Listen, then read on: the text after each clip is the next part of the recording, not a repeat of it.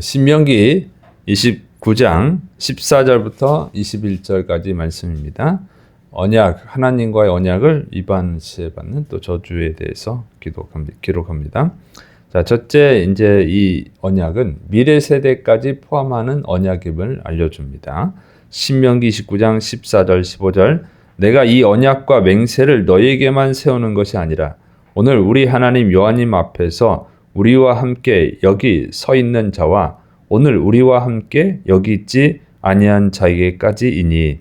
그래서 이 하나님과 이 백성의 언약을 맺고 있는데, 이 언약이 당시 지금 출애굽 2세대 그 살아있는 그 사람들하고만 맺는 것이 아니라 미래에 태어날, 아직은 존재하지도 않는 미래에 태어날 후손들까지 포함하는 언약이다, 이렇게 알려주고 있습니다. 네. 그런데 이 후제, 미래에 태어날 후손들은요, 언약이 있었는지도 모르고, 그 언약에 동의하지도 않았어요. 그런데 이제 맺는 언약이라고 하는 것이죠. 그러면 이것이 좀 이상하다, 합리적이지 않다, 이렇게 생각할 수도 있어요. 그런데 사실은 이것이 합리적이고 세상이 돌아가는 이치입니다. 우리나라의 경우를 들면, 우리나라가 조상들이 다른 나라와 언약을 맺은 거, 이게 계약을 한 거 있잖아요. 조약을 맺은 것들, 그게 지금까지도 우리에게 영향을 미치고 있죠. 또 이 시대 우리가 또 맺은 것도 아니고 다 정치 지도자들, 대통령들, 뭐 그 사람, 장관들, 이런 사람들이 또 계약을 하잖아요. 다른 나라랑 조약을 한다고. 우리가 동의하지도 않았는데 우리가 지켜야 되고, 또 우리 후에 태어날 미래의 후손들도 그 영향을 받게 된단 말이에요. 이게 이제 세상의 이치죠. 그래서 이게 정상적인 것이다 하는 것을 알 수가 있습니다.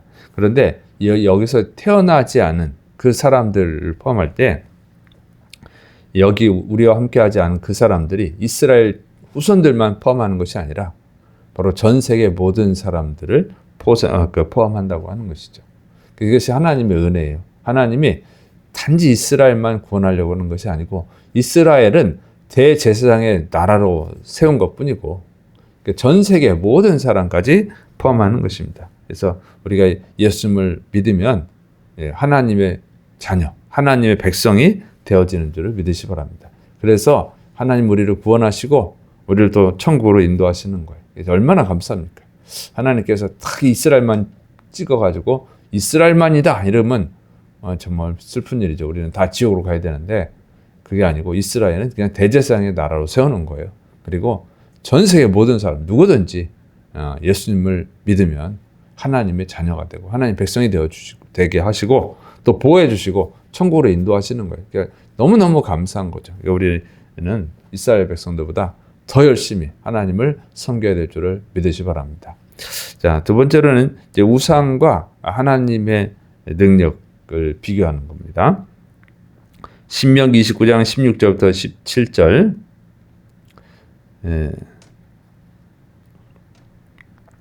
우리가 애굽 땅에서 살았던 것과 너희가 여러 나라를 통과한 것을 너희가 알며 너희가 또 그들 중에 있는 가증한 것과 목석과 은금의 우상을 보았느니라.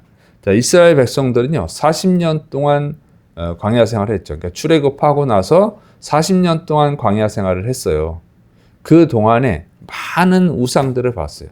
일단 애굽에서 우상들을 봤고, 애굽에서 나와서 40년 동안 광야 생활하면서 또 많은 여러 민족의 우상들을 봤습니다. 헤스본 왕 시온, 바산 왕 옥, 그 나라들의 우상도 봤고. 자, 그랬는데 결과는 뭐냐? 그 사람들, 그 나라, 여러 나라의 신들이 있었어요. 그런데 이스라엘이 출애굽하는 걸 막지 못하고, 애굽의 신들이 막지를 못하고, 또 전쟁에서 헤스본 왕이나 바산 왕이나 이 전쟁에서 이스라엘을 이기지 못했습니다.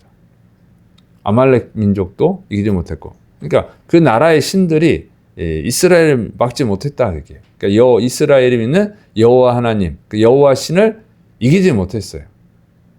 그 왜 그렇습니까? 그들은 가짜 신이니까. 그것은 다 목석이에요. 은금이에요. 나무로 만든 신이고 돌로 만든 신이고 은으로 만든 신이고 금으로 만든 신이에요. 엄청나게 뭐 금은 보화로 만들었어도 그냥 사람이 만든 것이지 우상이라고 그러는. 그래서 우상 만든 것 뿐이지 그게 실제 신은 아니다 그 얘기예요. 그런데 하나님은 애굽에서 출애굽시켰어요. 10가지 재앙을 내렸고 홍해를 샥 갈라버리고 광야에서 물이 나오게 하시고 반석에서 물이 나오게 하시고 광야에서 40년 동안 먹여주시고 실제적인 능력을 보여주셨습니다. 그리고 그 능력은 어느 신도 막지 못하는 엄청난 능력이죠. 그게 진짜 신이란 말이에요. 전능하신 하나님인 것이죠.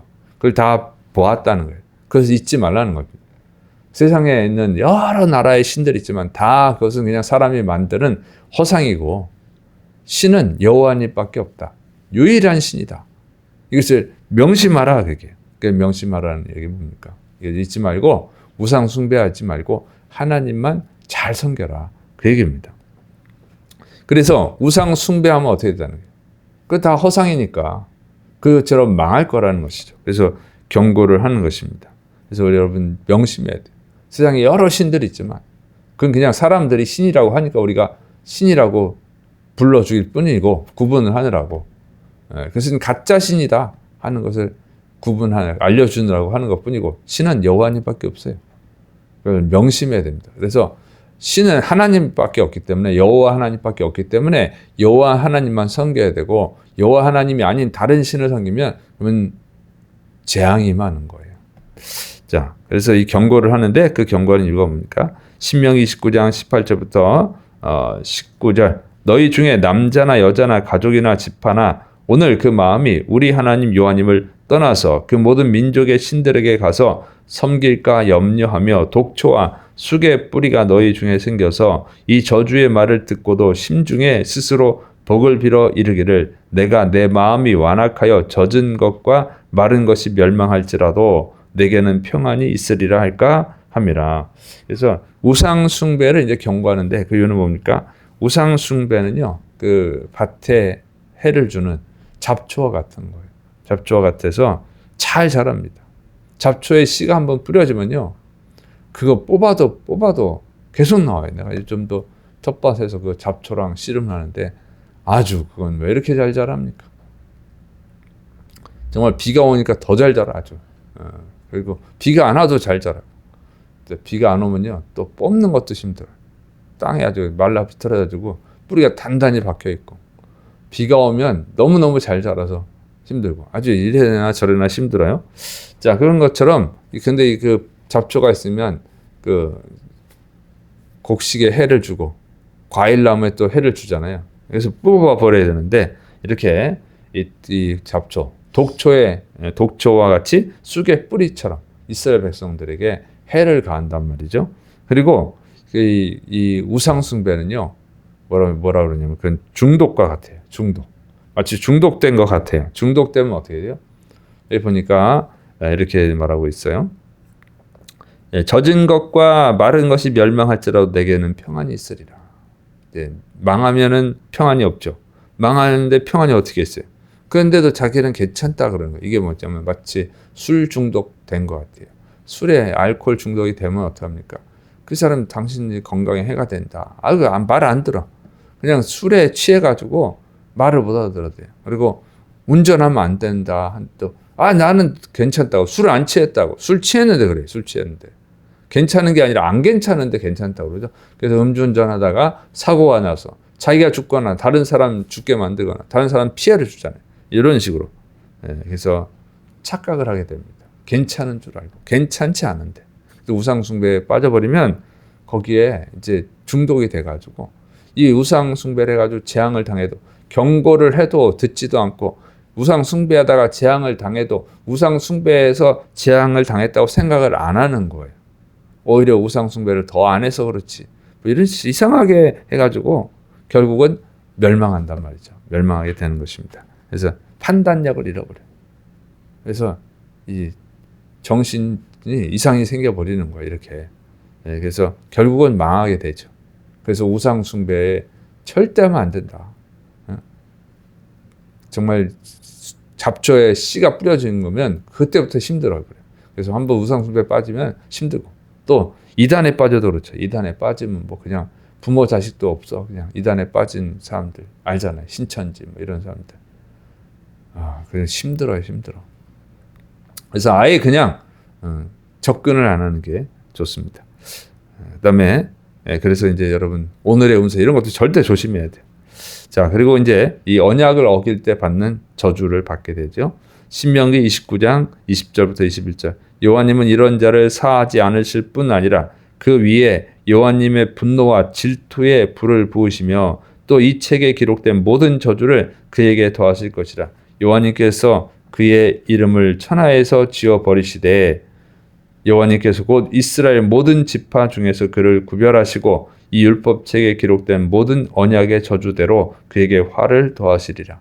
그래서 이제 저주를 부으시는데 용서하지 않는다. 일단은 용서하지 않는다. 두 번째는 우상 숭배자의 머리에 분노와 질투의 불을 붓는다.